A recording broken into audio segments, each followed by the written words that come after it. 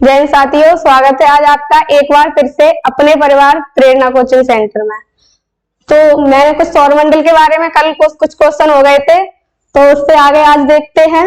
आज का पहला क्वेश्चन है, सौरमंडल के किस ग्रह के पास सबसे ज्यादा उपग्रह हो गए हैं? सौरमंडल के किस ग्रह के पास सबसे ज्यादा उपग्रह हो गए हैं? तो वो हो गए हैं शनि ग्रह के पास। किसके? शनि ग्रह के पास। कितने हो गए हैं? 82।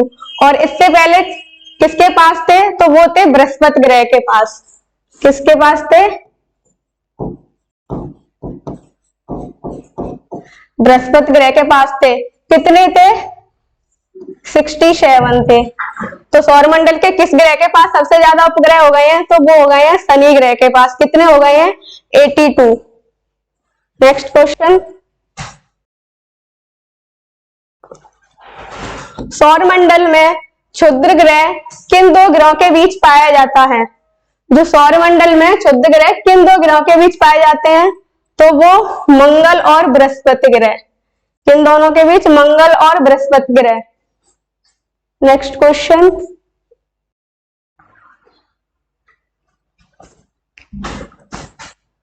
सौरमंडल की खोज किस वैज्ञानिक ने की थी? सौरमंडल की खोज किस वैज्ञानिक ने की थी?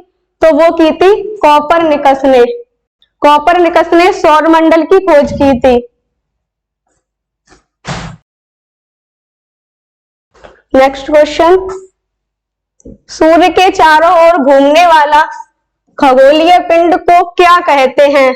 सूर्य के चारों ओर घूमने वाले खगोलीय पिंड को क्या कहते हैं? तो वो कहते हैं ग्रह। क्या कहते हैं? ग्रह।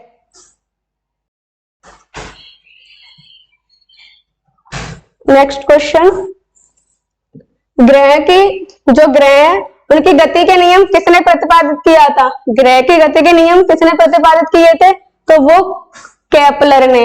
और सौरमंडल की खोज किसने की थी? कोपरनिकस ने। तो ग्रह गति के नियम किसने प्रतिपादित किया था? तो वो किया था केपलर ने। नेक्स्ट क्वेश्चन, किस वैज्ञानिक ने सर्वप्रथम ब्लैक होल के बारे में बताया था? किस वैज्ञानिक ने सबसे पहले ब्लैक होल के बारे में बताया था? तो वो किसने बताया था? चंद्रशेखर ने। चंद्रशेखर वैज्ञानिक ने सर्वप्रथम ब्लैक होल के बारे में बताया था।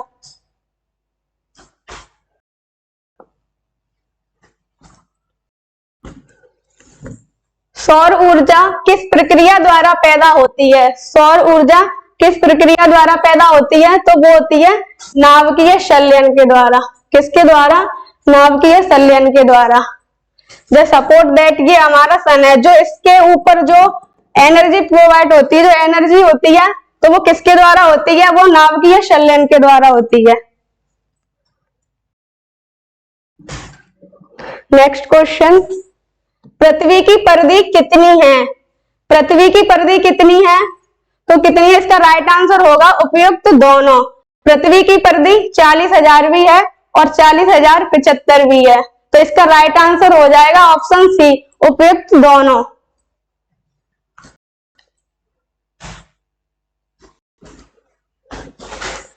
निम्न में से कौन सा आंतरिक ग्रह नहीं है? निम्न में से कौन सा आंतरिक ग्रह नहीं है? तो वो शनि नहीं है। कौन सा? Shani. Next question,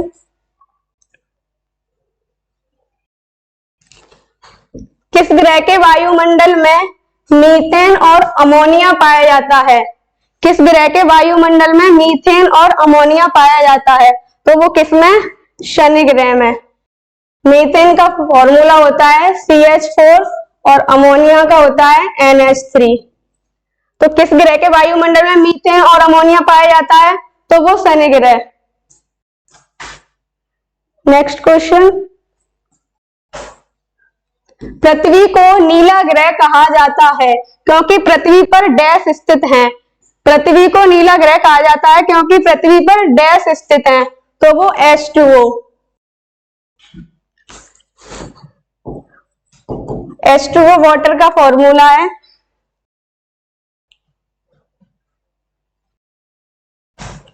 next question, सौरमंडल का सबसे निकटतम तारा कौन सा है? सौरमंडल का सबसे निकटतम तारा कौन सा है? तो वो है प्रोक्सिमा सेंचुरी।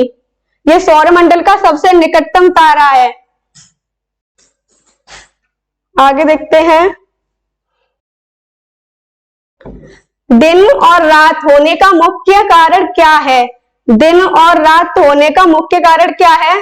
तो पृथ्वी का अपने अक्ष पर घूमना। पृथ्वी का अपने अक्ष पर घूमना दिन और रात होने का कारण है।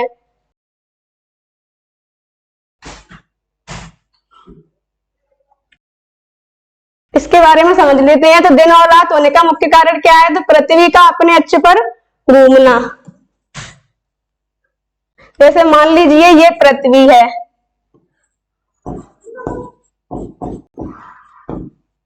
ये पश्चिम और ये पूर्व। ये पश्चिम से पूर्व की ओर घूमती है, यानी एंटी क्लॉकवाइज।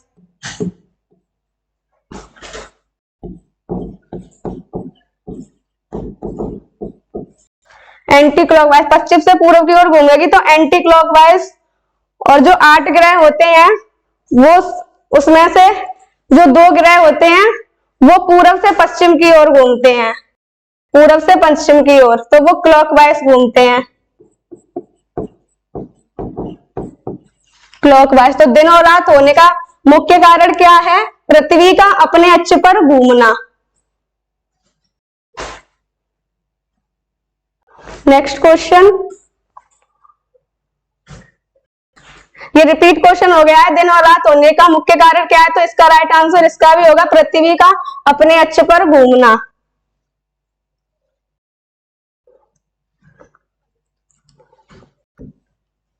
किसी ग्रह के अपने कक्ष से सूर्य से अधिकतम दूरी को क्या कहा जाता है? किसी ग्रह के अपने कक्ष से सूर्य से अधिकतम दूरी को क्या कहा जाता है? अपसौर। क्या कहा जाता है? अपसौर। और जो न्यूनतम दूरी होती है, न्यूनतम दूरी, तो उसको उपसौर बोलते हैं। अगर ज्यादा दूरी है तो अपसौर और कम है तो उपसौर। तो इसका राइट आंसर होगा ऑप्शन नंबर ए, अपसौर।